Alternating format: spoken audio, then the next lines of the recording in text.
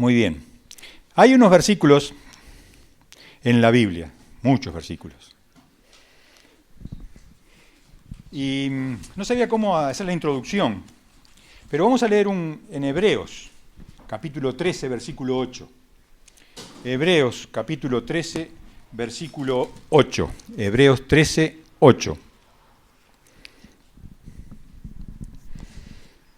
Es un versículo muy usado y muchas veces malinterpretado.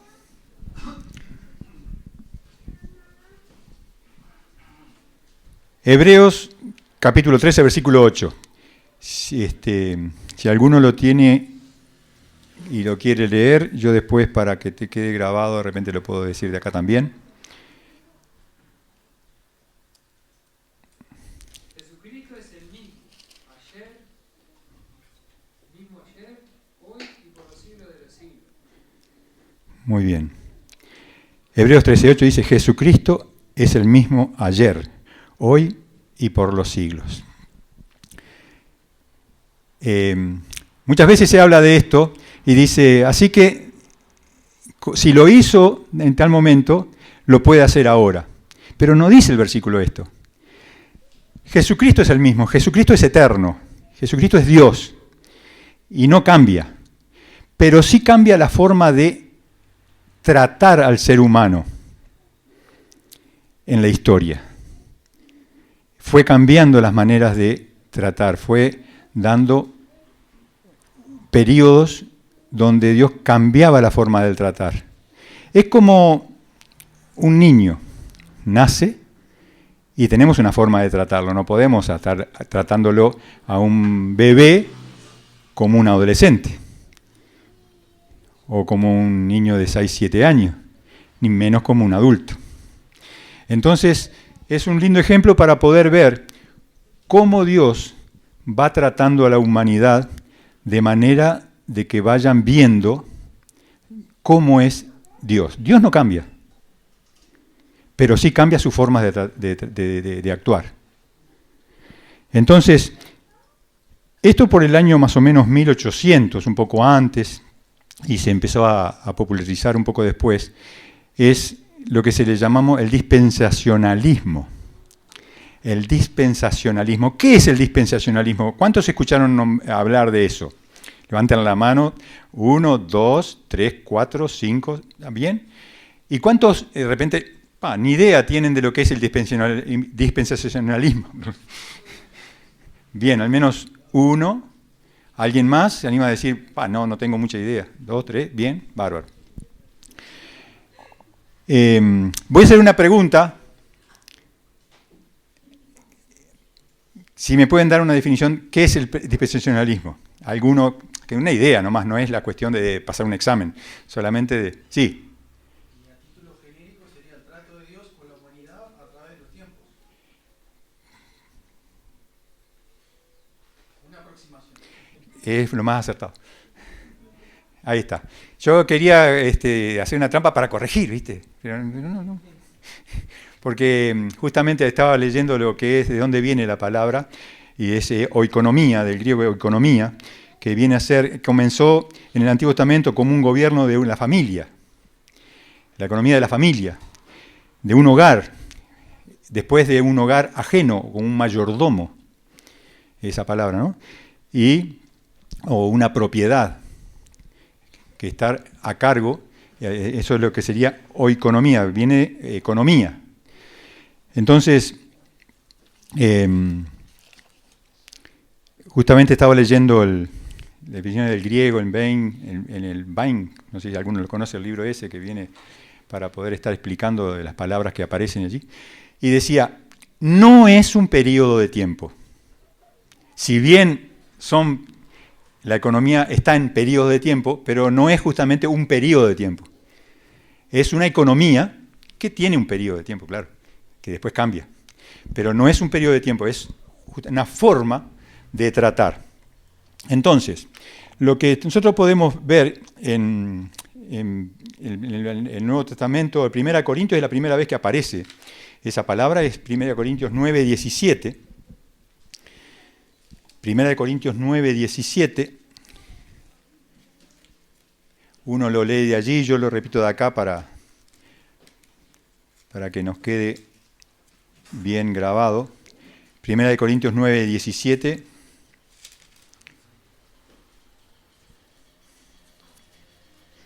Por lo cual, si lo hago de buena voluntad, recompensa tendré. Pero si de mala voluntad, la comisión me ha sido encomendada. La comisión me ha sido encomendada. Está hablando, esa palabra viene justamente de esa economía, la responsabilidad de cómo hacerlo me ha sido encomendado. ¿Quién lo escribe eso? Pablo. Vamos a ver en el otro, que va a ser más familiar para algunos, Efesios 1:10. Efesios 1:10. Y en el pizarrón grande estaba anotado acá, ¿lo borraste, no? Sí. Ah, estaba anotado allí justamente. Filipenses 1:10. Perdón, Efesios 1:10. Lo tengo acá leyendo y yo digo otra cosa. Efesios 1:10. Reunir todas las cosas en Cristo en el cumplimiento de los tiempos establecidos, así las que están en los cielos como las que están en la tierra. Repito, de reunir todas las cosas en Cristo, en la dispensación del cumplimiento de los tiempos, así las que están en los cielos como las que están en la tierra. Ahí viene hablando, explicando y agregando cosas justamente con respecto a cómo actúa Dios y en el lugar que están los Efesios o la iglesia del Señor. Después aparece en Efesios capítulo 3, versículo 2.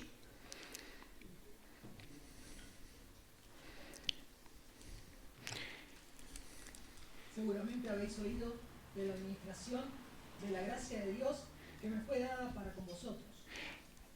Ahí está hablando Pablo otra vez. Si es que habéis oído de la administración de la gracia de Dios que me fue dada para con vosotros.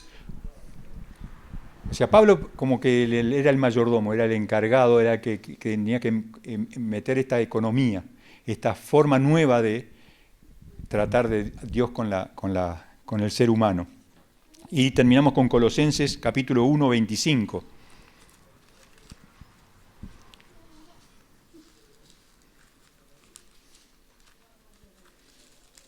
Colosenses capítulo 1, versículo 25. De ella fui hecho ministro según la administración de Dios que me fue dada para con ustedes, para que anuncie cumplidamente la palabra de Dios. Repito. Voy a empezar desde el 24. Ahora me gozo en lo que padezco por vosotros y cumplo en mi carne lo que falta de las aflicciones de Cristo por su cuerpo, que es la iglesia, de la cual fui hecho ministro, según la administración de Dios que me fue dada para con vosotros, para que anuncie cumplidamente la palabra de Dios. Y el 26 también. Le agregamos para que así queda más completo. El misterio que había estado oculto desde los siglos y edades, pero que ahora ha sido manifestado a los santos, a quienes Dios quiso dar a conocer las riquezas de la gloria de este misterio entre los gentiles, que es Cristo en vosotros, la esperanza viva. Algo nuevo, algo que Pablo tuvo que luchar mucho, y la iglesia tuvo que luchar mucho, y hasta hoy se lucha mucho, justamente para estar mostrando justamente esta nueva administración que Dios tiene y en la cual estamos, que es la administración, lo que sería la iglesia o la gracia, la época de la gracia. Muy bien. Yo quiero estar mostrando, no quiero hablar de todo lo que es cada punto, quizás después en algún tiempo vamos a ir mostrando, pero sí es importante tener todo esto en cuenta y vamos a ver 7 administraciones, 7 dispensaciones que son las más aceptadas por los conservadores. Yo tratando de copiar y pegar en algún lado, no sabía dónde pegarlo y lo puse en el Estado, lo que serían las administraciones, las 7 administraciones. Pero yo vi que de repente había otra, pero me gustó quienes las respaldaban, entonces coloqué esa. Y enseguida un hermano del interior, un anciano, me llamó y me dijo, no son solamente, algunos no toman solamente 7. Es cierto, algunos teólogos la dividen en más, algunos en menos.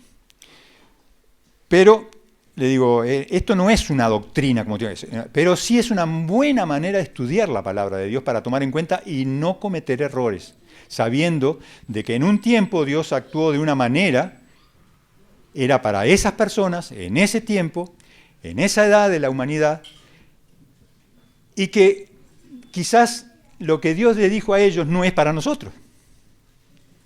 Entonces a veces podemos equivocarnos de tomar eso que era para ellos en un momento especial y decir que esto es así para nosotros. Entonces tenemos que tener cuidado. Dios es el mismo, piensa igual. Con respecto al pecado, piensa igual. ¿Qué merece el pecado? La muerte.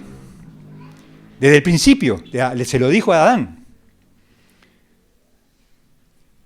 Hoy piensa igual. Pero vemos diferentes formas de que Dios actúa, que dejó pasar algunas cosas, que le dio más tiempo, que hoy en día tiene gracia, que si fuera en el momento previo a la iglesia, le pasó a Ananías y Zafira, que engañaron, querían engañar al Espíritu Santo, como diciendo, sí, hicimos tal cosa y damos todo esto y para hacerse notar. ¿Y por qué hacen eso? Si era de ustedes la plata. Ellos vendieron una propiedad y querían entregarla y decían, como otros entregaron todo, ellos decían, sí, nosotros entregamos todo.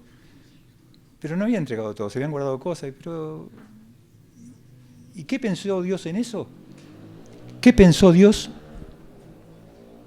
Lo que vemos ahí fue tremendo. Cuando ellos llegaron así, Pedro le dijo, ¿pero por qué mentís? Y cayó muerto él y después cayó muerto ella. Es el mismo Dios. Hoy en día, quizás mucho lo hicimos en determinadas cosas. Gracias a Dios estamos en otra época que Dios trata de manera diferente. Pero Dios piensa igual y tenemos que tener en cuenta eso. ¿Para qué? Para, con respecto al pecado, y no tengamos tolerancia y dejémoslo pasar, sino que lo enfrentemos y nos arrodillemos delante de Dios cuando nosotros vemos algo que sabemos que Dios piensa que eso está mal y que merece la muerte. Nosotros tenemos que usar esa palabra de 1 de Juan 1:9 que dice, si confesamos nuestros pecados. Y esa palabra viene de, si pensamos igual a Dios con respecto al pecado, Él es fiel y justo para perdonar nuestros pecados y limpiarnos de toda maldad por medio de Jesucristo, ¿no? Pero nosotros tenemos que pensar igual que Él y arrepentirnos. O sea, ese pecado que hicimos, que vamos a confesar, si pensamos igual que Dios, merece la muerte. Porque Dios es un Dios santo, perfecto. Entonces nosotros vemos, yo no vine preparado para pintar, pero vamos a ver si puedo más o menos hacer una línea del tiempo. Dios, ¿cuándo comenzó? ¿En el principio? No empezó, ya se tuvo siempre, eso es, algún día lo vamos a entender. O sea, acá estaba Dios, en la eternidad. Para acá no sabemos nada. Pero el tiempo empezó. En el principio creó Dios los cielos y la tierra. Ahí empezó el tiempo, en el principio. Y ahí comenzó la línea del tiempo, donde nosotros estamos participando. Y ahí comenzó la primera dispensación, que sería, ¿cuál sería? Algunos que lo conocen ya me soplan, de Adán y Eva, adánica o inocencia. ¿Y no? ¿Con C o con S? Inocencia. Y termina. ¿Dónde puede terminar la inocencia? Ahí va, deja un papelito acá que yo tengo anotado los versículos que me estás soplando. Muy bien. En Génesis capítulo 2 comienza cuando Dios le está diciendo de que las condiciones que tienen que cumplir. Porque cada dispensación, cada periodo que Dios va cambiando la economía, su forma de actuar, su mayordomía, que le da una responsabilidad a alguien, le da una responsabilidad. Punto 1. Segundo, le hace ver que tiene una oportunidad de fracasar, pero que tiene un juicio. Pero siempre va a tener una oportunidad. Una gracia de Dios va adelante con la humanidad. Entonces, ¿cuál era la responsabilidad que tenían Adán y Eva? Cuidar del huerto. No tenían que laburar. Y en hay un versículo que dice, y Adán y Eva estaban desnudos en el huerto y no se avergonzaban. Tenía una inocencia, su mente estaba limpia, o sea, no había problema. Pero, ¿qué pasó? Terminó en el capítulo 3, versículo 7, donde alguien le hizo dudar a Eva y, según dice, fue engañada, ¿no? Y cayó. Y Adán no fue engañado, la tenía clara, pero pecó, decidió justamente hacer lo que Dios le dijo que no hiciera. Y bueno, ahí tuvo el juicio, ¿cuál era?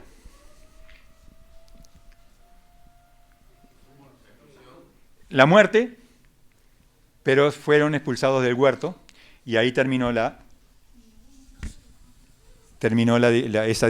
ese periodo, o ese periodo de tiempo no es, dijo que no es, esa etapa, economía, esa forma de tratar. Así que se terminó eso y fueron echados del huerto. Ahora había otras tierras, pero tenían que elaborarla y era maldita justamente la tierra por causa del pecado. Y comenzó otra etapa. ¿Cómo? Ah, pensé que me habían hablado. ¿Qué otra etapa comienza? Sería a partir de Abel, Caín, sí, y termina en Noé, pero Noé entra dentro de eso. Sería la conciencia. Conciencia, que empieza con capítulo 3 de Génesis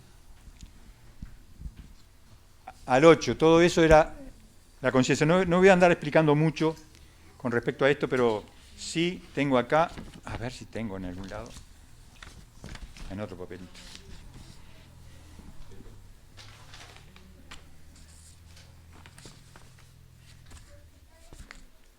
No, lo tenía en la foto. Que pensé proyectarlo, pero no se puede. La foto la tengo acá.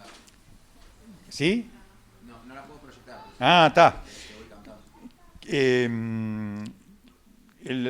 Lo que era la responsabilidad que le habían dado Hacerlo bueno. era hacerlo bueno. Perfecto, gracias. ¿Y qué pasó? Hice lo malo. Noé justamente Dios le mandó a hacer un arca para poder separar y mantener la humanidad en la familia de Noé, pero porque iba a destruir todo. Iba de mal en peor, y lo que debe haber sido eso, ¿no? Para que... Sí. ¿Cómo será que Dios se arrepintió de haber hecho el hombre? Dice ahí, no es hombre para que se arrepienta, dice, ¿no? Esa palabra, esos estudios, dice, pero sí lo dice claramente, como diciendo, quiero empezar de nuevo, algo así, para que lo entendamos nosotros. Pero él ya tenía todo en mente, sabía lo que iba a pasar. No es porque si sabía para qué lo hizo, muchas veces está esa pregunta, pero justamente son economías, formas de tratar para que el hombre vaya madurando y conociendo a Dios. Sí, gracias, disculpa. Y entonces, y ahí termina en Noé, con el diluvio, y ahí comienza otra época que es de gobierno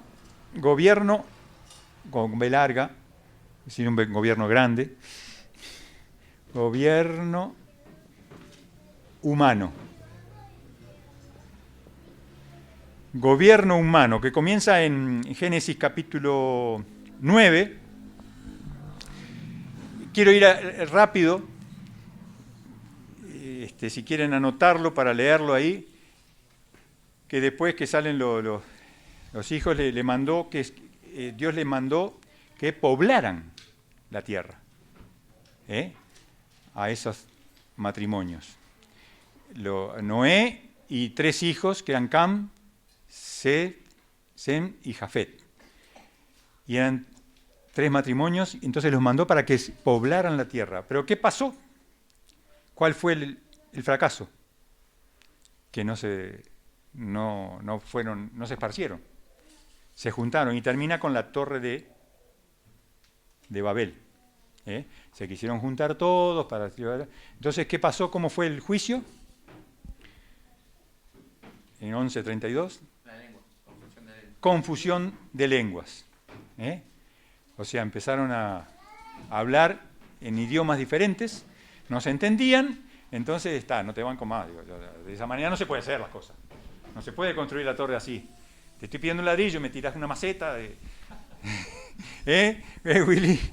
No, así no se puede trabajar. Pará, cortamos acá. Ya Willy se enojó y se fue con el auto. Arrancó. Y hubo realmente empezaron a dispersarse. Y ahí comienza otra dispensación, que sería de los patriarcas. La dispensación de la promesa. Ahí se me va a quedar, yo pensé que era grandísimo y se me va acabando. De la promesa, que están los patriarcas. Y donde termina, ahí están los profetas, patriarcas, pero llega hasta Moisés. Yo quería memorizar los patriarcas, que lo di por varios años, pero ahora no me acuerdo. La responsabilidad de habitar en Canaán. Abraham, después Isaac, Jacob y Esaú, todas esas historias. ¿Y qué me decías vos? La responsabilidad de habitar en Canaán. La responsabilidad era habitar en la tierra prometida. ¿Pero qué pasó? Pasaron cosas, situaciones, que se fueron a Egipto. Y por 400 años y piquito estuvieron allá en Egipto. ¿Y cuál fue el juicio? Esclavitud. Estuvieron esclavos por los egipcios.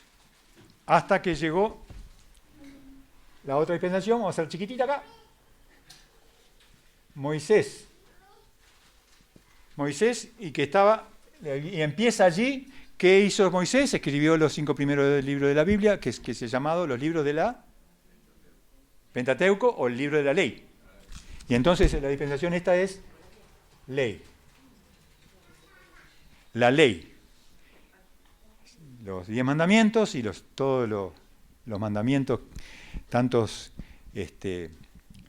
sociales como varios mandamientos así que aparecen allí, que eran la ley.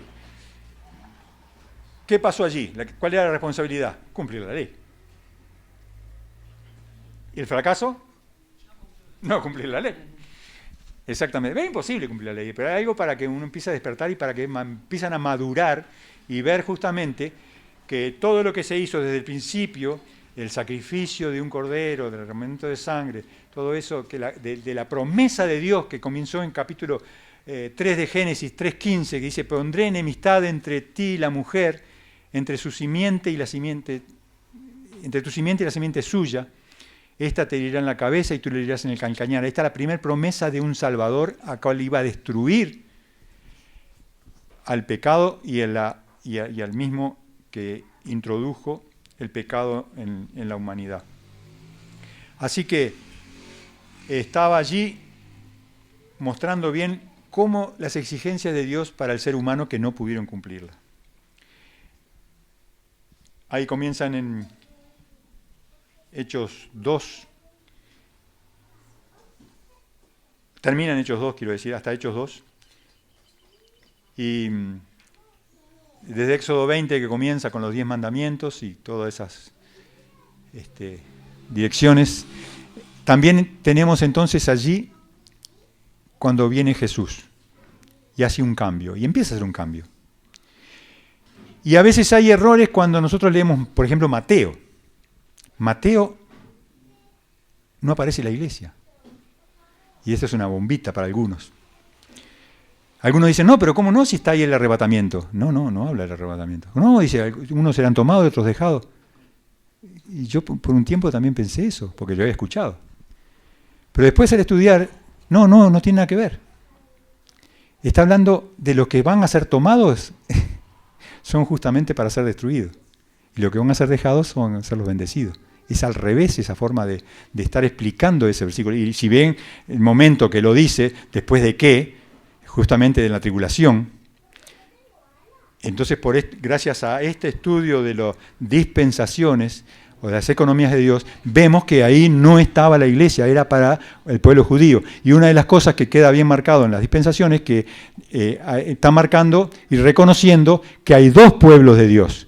El pueblo hebreo que Dios fue separado, que le dio promesas y le dio realmente para que ellos puedan tener, que ahora está entre paréntesis, en un stop, y está la iglesia. Son dos cosas diferentes. Entonces, a veces se cometen errores que la iglesia tomó el lugar de Israel. No tiene, son dos cosas diferentes. Son los pueblos de Dios, Dios eligió, y la iglesia ¿qué es? No, pero si la iglesia son judíos y gentiles. Sí, justamente. De los dos pueblos hizo la iglesia. Hizo uno. Pero dice, entonces, si los dos pueblos son uno, es lo mismo.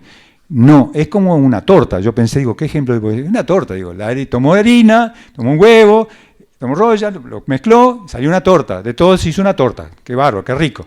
Entonces todo lo mismo, la harina y el huevo es lo mismo. No es lo mismo. Son dos cosas diferentes, pero en un momento se juntan y sale otra cosa. Pero gracias a ¿qué?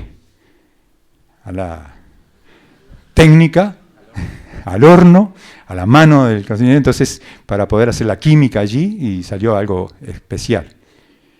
Y gracias a Jesucristo, a la obra de Jesucristo que está desde el principio obrando y mostrando, es el mismo.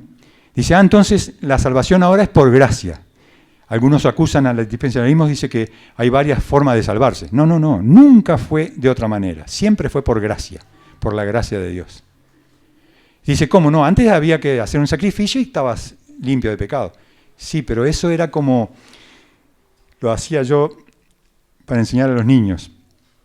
Es como que mamá te manda a comprar cosas al almacén y vos le digas, y te manda sin plata.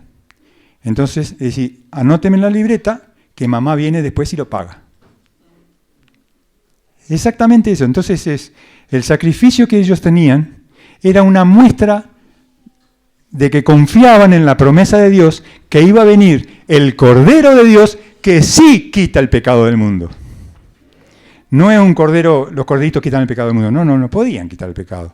Era una figura, era una muestra, era una libretita donde se anotaba y Dios tomaba en cuenta que alguien después iba a venir a pagarlo.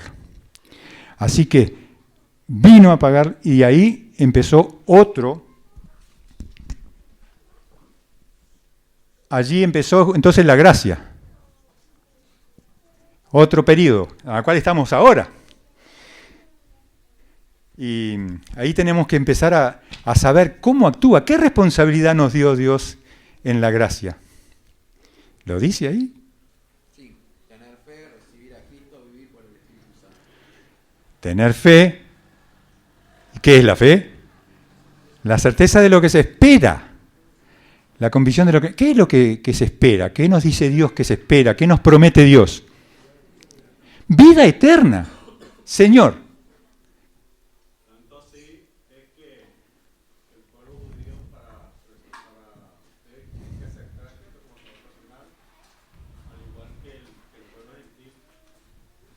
¿Mm?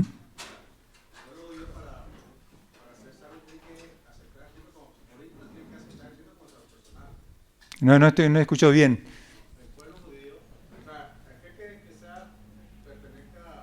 Al pueblo judío, sí. Sí. Sería el Mesías, seguro. Exacto.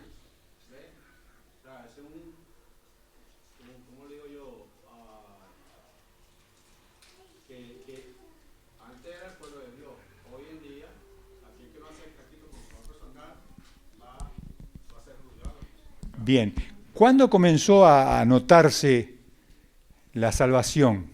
¿Con los judíos? O sea, por los sacrificios y cosas de eso.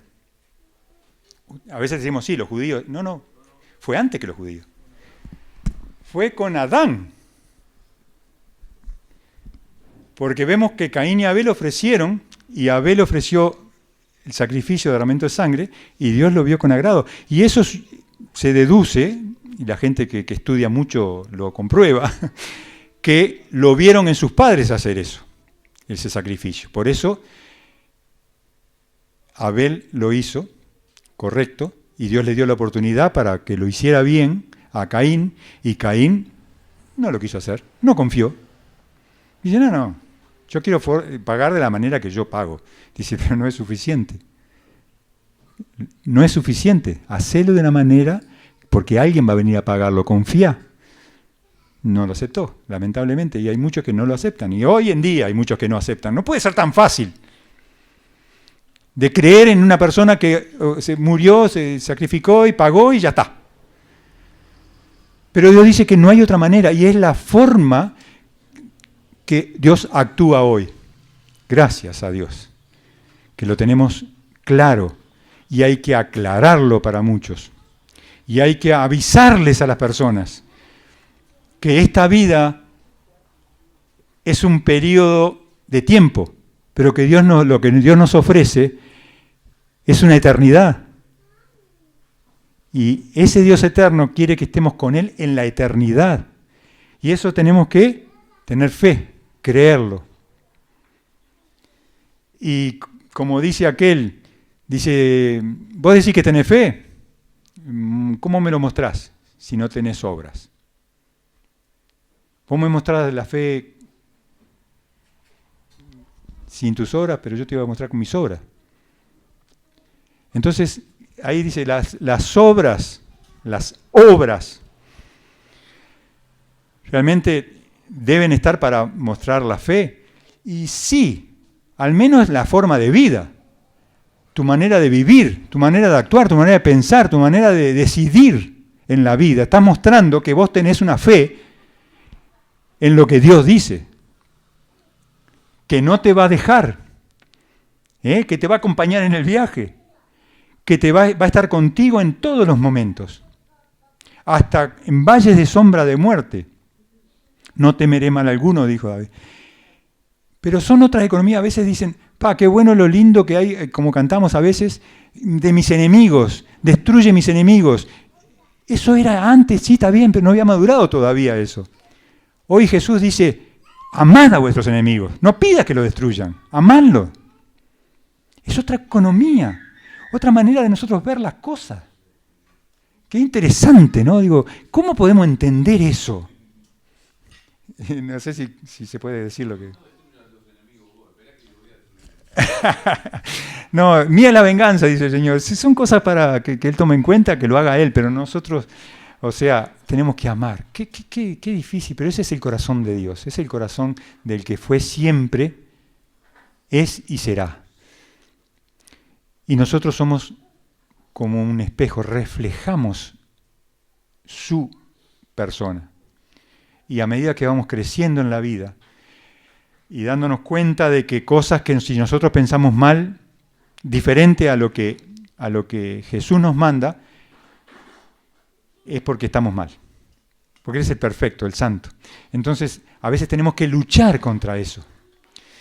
Contra enemistades, contra presiones, contra situaciones que nos ponen mal y merece que le diga tal cosa, merece que le pegue merece que lo mate, merece...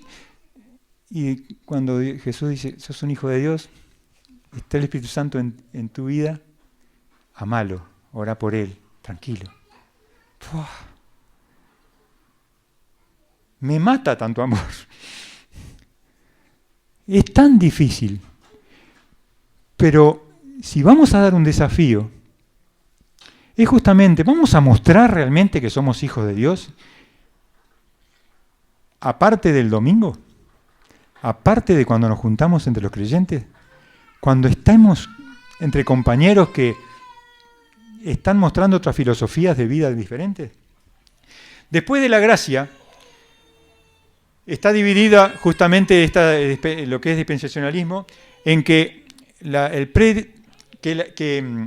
iglesia va a ser arrebatada antes de la tribulación, de los 7 años de tribulación. Cosas que a veces se mezclan y algunos piensan que no. Pero esto nos hace ver que sí, está la tribulación, pero antes va a ser arrebatada la iglesia. Así que la gracia termina acá, va a ser arrebatada, y después de los 7 años de tribulación, va a ser la segunda venida de Cristo. Y después, cuando viene la segunda venida de Cristo a la tierra, porque Jesús en el arrebatamiento va a venir hasta las nubes, después sí va a venir, después de los 7 años, hasta la tierra. Acá está los 7 años. Tribulación de 3 años y medio y la gran tribulación 3 años y medio después. Se dividen en 2. Pero acá empieza ahí está, muy bien, el milenio. Y después, bueno, aparece el final, cielo nuevo, nueva tierra, después del milenio. Va a ser acá atado Satanás y al final de los 1000 años va a ser desatado. Bueno, todo eso son cosas de estudios interesantes, hay muchos detalles para tomar en cuenta que a veces se mezclan. Y a veces hay posiciones que no están muy claras, que grandes hombres de Dios toman de una manera, otros de otra, parecido, que algún día lo vamos a saber cuál es la realidad. Pero lo que a nosotros nos importa está en este periodo. Y saber lo que tenemos que hacer. Obedecer y confiar. Es la senda marcada para andar en la luz. Obedecer y confiar en Jesús. Esa es la fe. Y esa es la manera de poder ver la Biblia. Entonces, cuando nosotros veamos y estamos leyendo la Biblia, estudiando la Biblia, tenemos que ver en qué periodo estamos, en qué dispensación, en qué economía estamos cuando estamos leyendo esto. ¿A quién es escrito esto? ¿A quién es la promesa? Hay muchas cosas que trascienden hasta nosotros. Vemos que Dios es así y no va a cambiar. Pero hay cosas que no podemos agarrarlas. Y a veces dice, reclama esta promesa, pero esa promesa fue de los judíos. Yo no soy judío, yo soy hijo de Dios por la iglesia. No me puedo apropiar de eso y hacerme Señor, te reclamo esto porque tu palabra lo dice. A ver si le mando a alguno para que le enseñe un poquito que eso era para otra persona, que lo voy a cumplir. Le voy a dar tierra, le voy a hacer gobernar en la tierra a Israel. Pero eso va a llegar un momento, en el milenio, donde David va a ser el rey. Ahí va a gobernar y va a estar y por 1000 años. Y va a estar las promesas. Hay cosas allí, bueno, son para los judíos, para un pueblo, pero lo necesario, y espero que muchos judíos puedan pasarse para la iglesia antes de llegar a eso, porque si no van a tener que sufrir mucho, que va a ser la tribulación. Esa tribulación, justamente donde van a haber 2 profetas judíos que van a salir y a pregonar, y van a hablar, y van a predicar, pero no va a estar el tiempo de la gracia. Aunque es por gracia, igual que se van a salvar, porque si no, Dios lo hubiera terminado a todo. Pero por la gracia van a tener oportunidad de salvarse. Qué interesante, ¿no? Hay cantidad de cosas, pero claro, son los planes de Dios.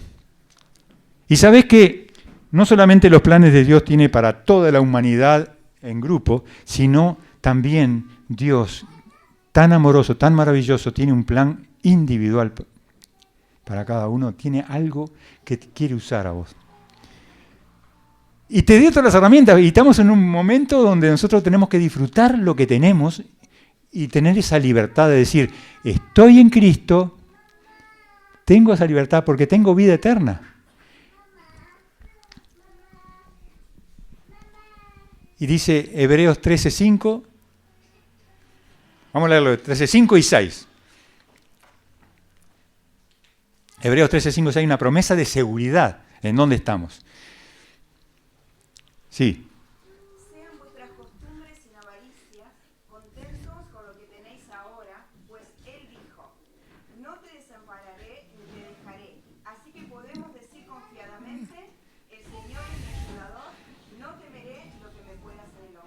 Amén. Así que, ¿cómo empieza eso?